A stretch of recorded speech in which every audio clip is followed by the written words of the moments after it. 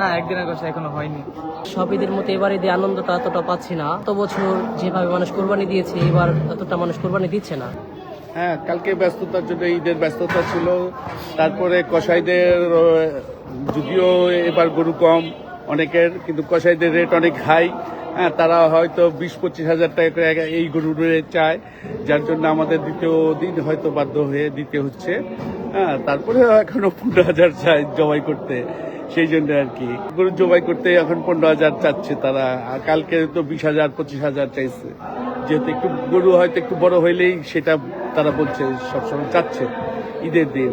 আর ঈদের দিন আমাদের একটু ব্যস্ততা থাকে, যার জন্য আমরা হয়তো ঈদের দ্বিতীয় দিন, আজকে জুম্মা আছে, জুম্মার পর পরে জবাই করলে আরো হয়তো আমরা আমাদের কোরবানিটা সব হয়তো আমাদের বেশি হইতে পারে, যার জন্য আমরা হয়তো সেভাবেই নির্ধারণ করছি। হ্যাঁ, কষায় আসছে, অবশ্য তার জিনিসপত্র নিয়ে আসতেছে। আমরা হয়তো জুম্মার পর পরে জবাই করবো। না, একদিনের কষাই এখনো হয়নি। এবার ঈদে বলতে গেলে সব ঈদের মতো এবার ঈদে আনন্দটা এতটা পাচ্ছি না, কারণ সবাই ওরকমভাবে কোরবানি দিতে পারছে না। গত বছর যেভাবে মানুষ কোরবানি দিয়েছে এবার এতটা মানুষ কোরবানি দিচ্ছে না, কারণ গরুর যে পরিমাণ দাম ছিল, যে সময় পয়সা নেই, সবার হাতে পয়সা আছে কেউ নাই, সবার এরকম স্বার্থ নাই কোরবানি দেওয়ার। যেরকম সবসময় আমরা কোরবানি দিয়ে এবার দিতে পারিনি, কারণ খুবই অভাব পড়ে গেছিল। ঠিক আছে, গরুর যে পরিমাণ দাম ছিল তার জন্য আর কেউ এরকম ভাবে কোরবানি দেওয়া হয়নি। প্রথম দিন হচ্ছিল আসলে সবাই তো রাশিং মুভমেন্ট থাকে, আবার সবাই চাইলেও আমরা হচ্ছে যারা কষাই তাদেরকে পাওয়া যায় না।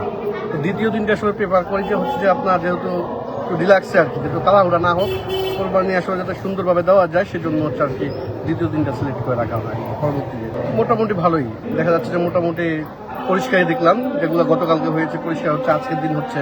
এখন দেখা যাক কি হয়। তৃতীয় দিন পর্যন্ত কোরবানিগুলো তো চলে ঢাকা শহরে, সেটা পরবর্তীতে আমরা বলতে পারবো তৃতীয় দিন যাওয়ার পর আসলে সম্পূর্ণ দেখে কমেন্টস করাটা সবচেয়ে ভালো হবে।